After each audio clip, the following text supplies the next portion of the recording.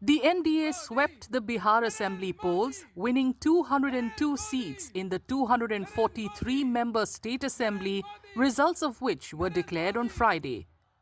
The five-party alliance, led by the BJP, JDU and LJP, emerged victorious with a strike rate of over 80%. Prime Minister Modi, addressing party workers at the BJP office in Delhi after the victory, attributed the unprecedented win to a pro-development agenda.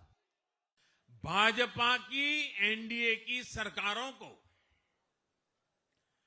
20-20 साल बाद भी अगर जनता फिर से चुन रही है तो ये देश में pro people, pro governance, pro development राजनीति की स्थापना है. The BJP emerged as the single largest party in the state assembly with 89 seats. आज के नतीजों में भी बिहार की जनता ने बता दिया है. हाईएस्ट स्ट्राइक रेट हमको देखने को मिला है और आपने तो बहुत पहले चुनावी सभा में बताया था कि 14 तारीख का इंतजार करें और 14 तारीख को बिहार की जनता स्पष्ट संदेश देगी और बिहार की जनता ने स्पष्ट संदेश दे दिया है. While the JDU won 85 seats, the Lok Janshakti Party Ramvilas faction, led by Chirag Paswan, emerged victorious in 19 of the 29 seats it contested.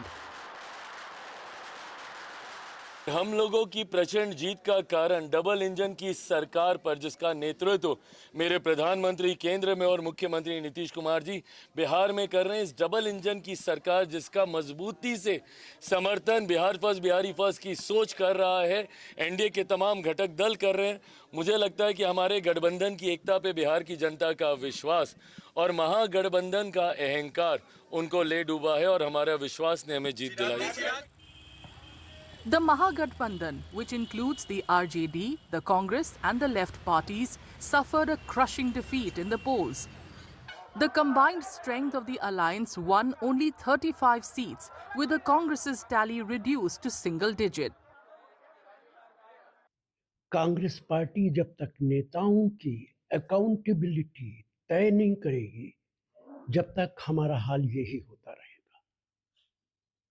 Congress की हाईकमांड की जिम्मेदारी है कि वह अकाउंटेबिलिटी तय करे उन नेताओं की जो टिकट बांटते हैं, उन नेताओं की जो संगठन बनाते हैं, उन नेताओं की जो 5 साल काम करते हैं. और जब तक अकाउंटेबिलिटी नहीं होगी तब तक नतीजे इसी तरीके के निकलेंगे. The Congress's alliance partner, the left parties, blamed the SIR and the women-centric schemes announced by the Nitish-led government on the eve of the elections for its defeat. Our idea was that the positive result may come in favor of Gathbandhan. But other negative factors are there. That is, the voters' name. Lakhs voters' name have been deleted. Then this money to the women and all these things, a section of the voters have been bribed in a very big way. With the NDA going into the polls under Nitish Kumar, all eyes are now on if and when he will be sworn in as the Chief Minister of Bihar for the 10th time.